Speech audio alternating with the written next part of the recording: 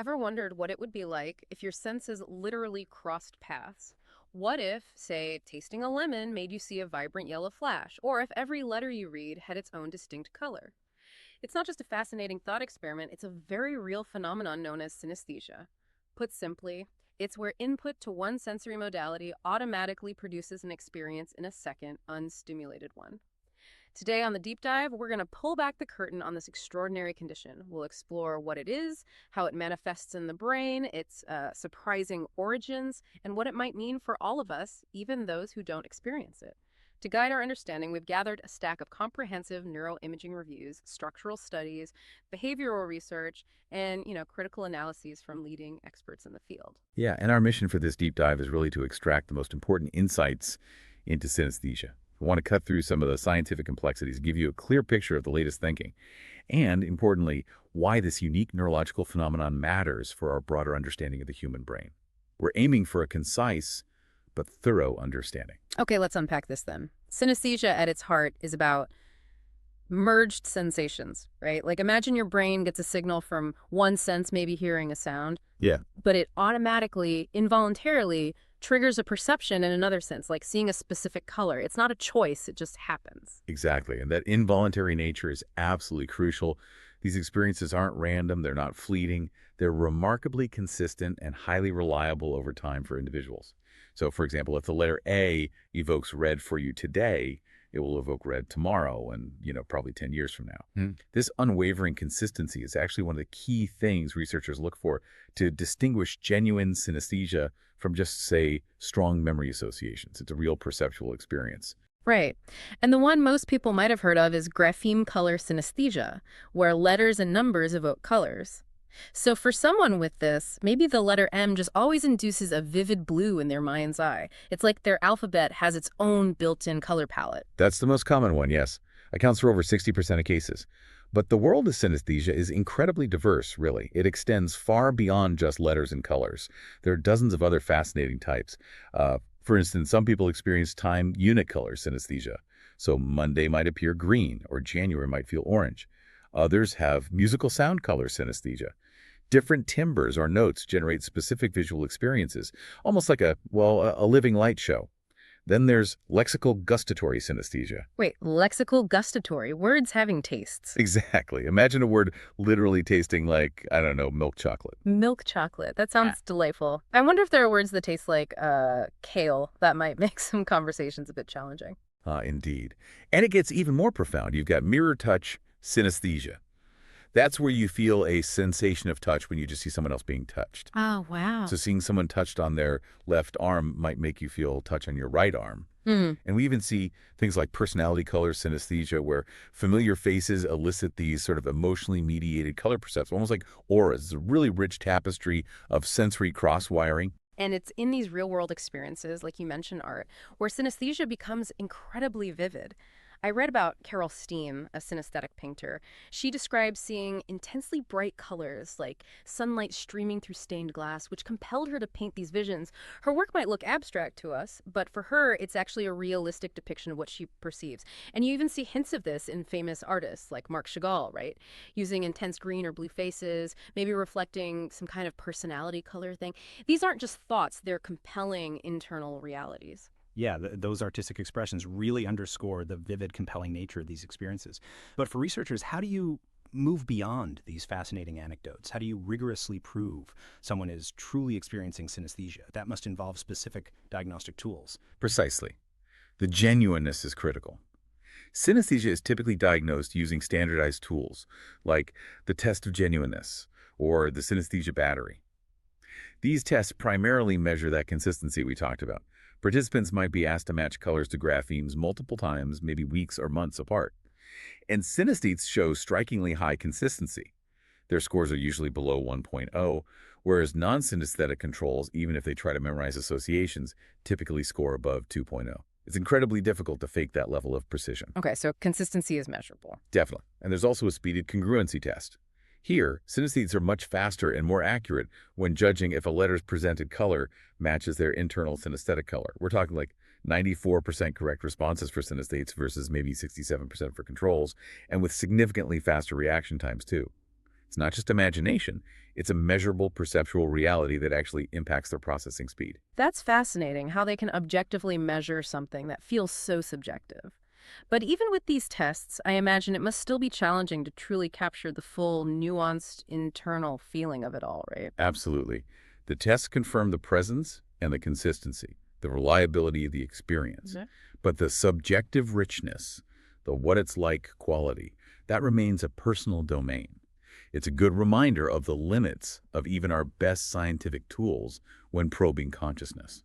Okay, so given this incredibly vivid picture of the experience, how does our brain actually conjure up these merged sensations? What's the science telling us is happening, beneath the surface? That's the million-dollar question, isn't it? The leading neurological theories point to differences in brain connectivity and how information flows. One prominent idea is the cross-activation theory. It basically proposes that synesthesia results from an excess of neural connection. Or connections. Yeah, or perhaps reduced pruning.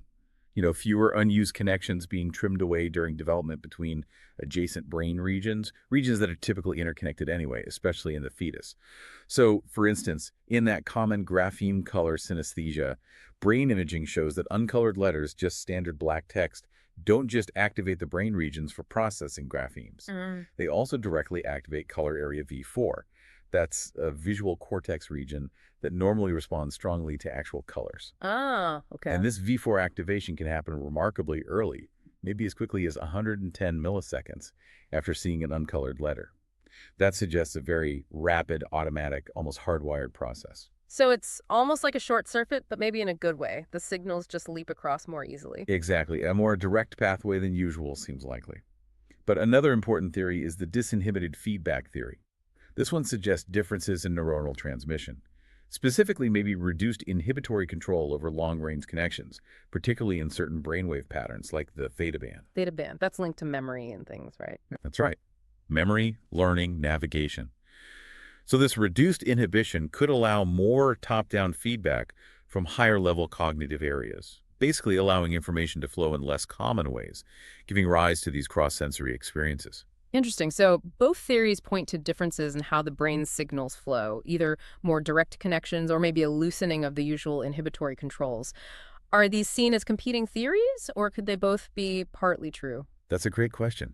Many researchers actually view them as potentially complementary.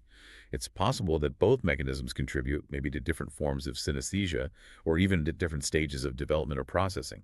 The brain is incredibly complex, right? These theories offer powerful lenses, but the full picture is likely a combination. And research has pointed to some actual structural differences in the brains of synesthetes, hasn't it? I remember reading about increased fractional anisotropy, which sounds technical, but basically means more coherent white matter, right? More organized pathways, especially in areas like the inferior temporal lobe, near regions involved in processing both graphemes and colors, suggests a more robust connection there. Precisely.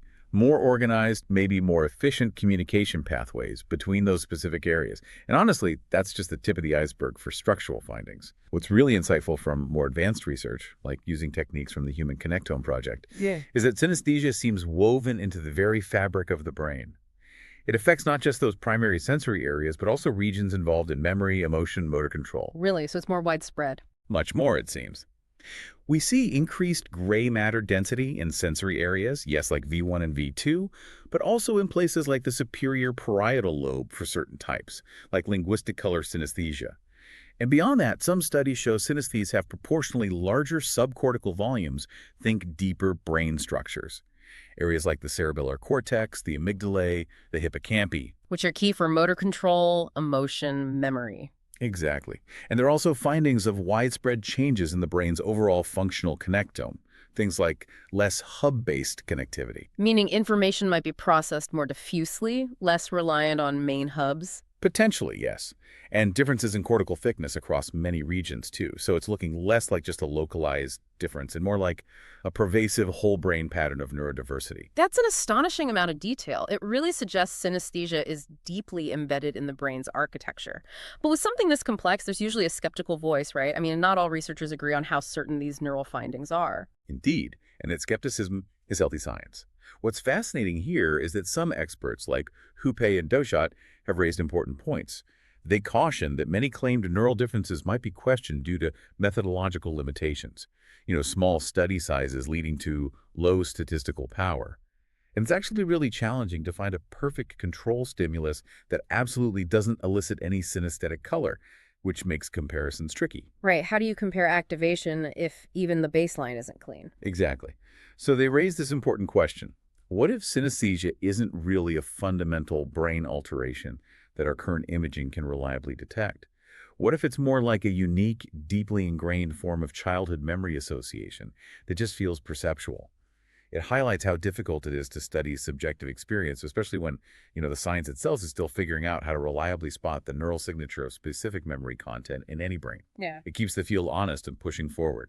Okay, so if the brain wiring is unique, whether it's structure or memory or both, when does this all start? How does synesthesia develop? Is it something you're just born with?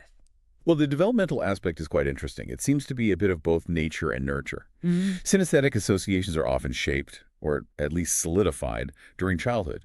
You see more associations becoming fixed as children grow and learn language, numbers, the calendar.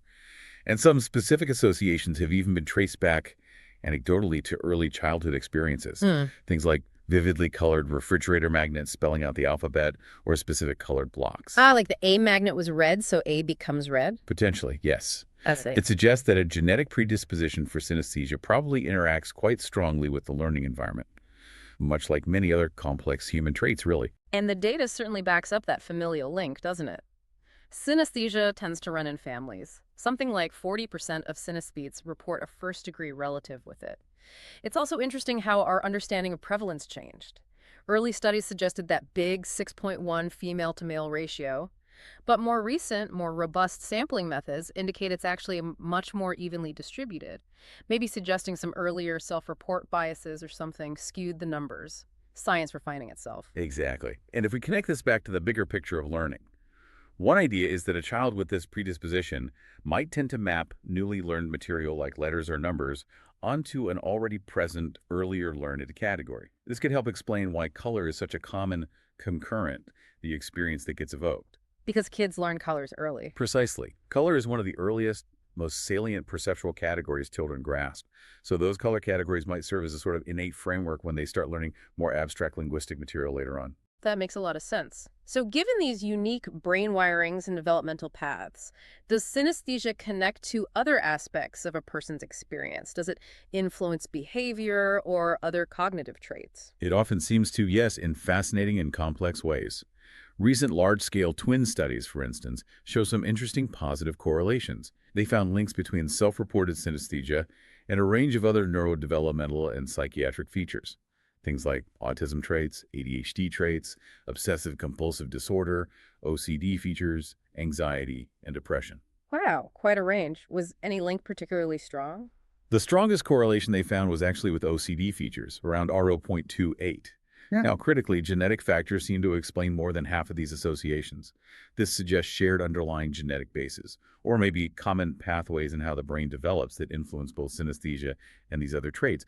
And this is absolutely crucial to stress, synesthesia itself is not a disorder. It's a non-pathological, often enriching form of neurodiversity. Right. Correlation isn't causation. Exactly. The correlations just indicate shared genetic predispositions or developmental influences. It's also thought that non-shared environmental factors, things unique to an individual, like early life events, maybe infections or stress, could also play a role. They might interact with a synesthetic predisposition, perhaps altering development or influencing neuroplasticity.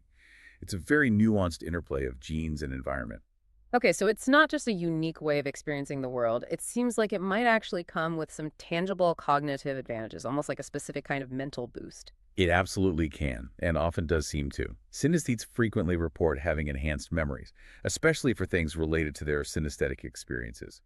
So remembering phone numbers or lists might be easier if each digit or item has its own unique color or taste or personality. Like built-in mnemonic devices? Pretty much. We see incredible examples, like the savant Daniel Tammet, who famously used his very vivid synesthesia to help him memorize pi to over 22,000 digits. And research backs this up more broadly.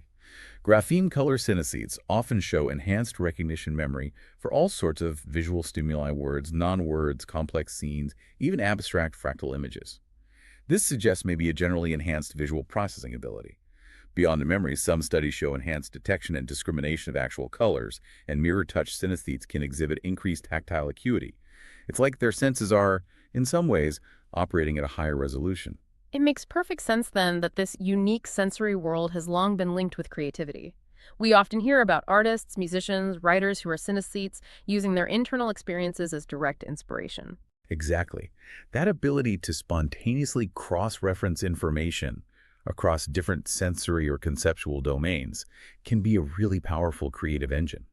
And this leads to a really interesting question for the future. Can non-synesthetes actually learn some aspects of synesthesia? Can we train these associations? Studies have shown that yes, to some extent. Reading books where letters are consistently colored or undergoing specific training protocols can induce what they call pseudosynesthesia in non-synesthetes. Pseudosynesthesia. Meaning they start to acquire some synesthesia-like traits. It might show the Stroop effect. We're seeing the word red written in blue ink slows down their processing. Right. And some even report started to have weak cross-sensory experiences. It suggests we can learn and solidify these kinds of associations even if we aren't born with them. That's incredible. If we can induce even aspects of synesthesia through training, what are the potential real-world implications? That sounds huge. Oh, the implications could be profound. This ability to train cross-sensory associations might offer real benefits for improving learning skills, maybe aiding recovery from certain types of brain injury. Perhaps even helping guard against age-related cognitive decline by building new, robust neural pathways. How so? Well, imagine using consistently colored text to help children with dyslexia associate letters and sounds more strongly. Or associating specific sounds with memory cues for older adults experiencing memory loss. It really opens up entirely new avenues for cognitive enhancement and rehabilitation. Although I suppose, while we can train people to make the automatic links, it's probably not yet clear if the full vivid phenomenological experience, like truly seeing the colors of an involuntary perception, not just a strong association, can be fully induced in non-synesthetes. That inner world might still be unique. That's the current frontier, yes. Inducing the automatic association is one thing. Inducing the genuine subjective experience is another challenge entirely. But the progress in understanding the plasticity involved is undeniably exciting. Absolutely. So from the intricate neural wirings, whether structural or feedback-based, to the surprising cognitive benefits it can offer, synesthesia is just a profound testament to the incredible diversity and adaptability of the human brain. It really challenges our everyday assumptions about perception, reminds us that reality isn't necessarily a monolithic experience for everyone, and it opens up these entirely new avenues for understanding consciousness, memory, and even how we learn. It really does. And this leaves us with a final thought-provoking question for you listening. If synesthesia, which is fundamentally a non-clinical, non-pathological form of neurodiversity, is linked to such extensive yet apparently adaptive differences in brain structure and function, and offers these remarkable cognitive advantages, well, how much more is there to uncover about the subtle variations in all of our brains? And what hidden potentials might lie within us just waiting to be understood, or maybe even cultivated, as we gain new insights into our own unique mental landscapes?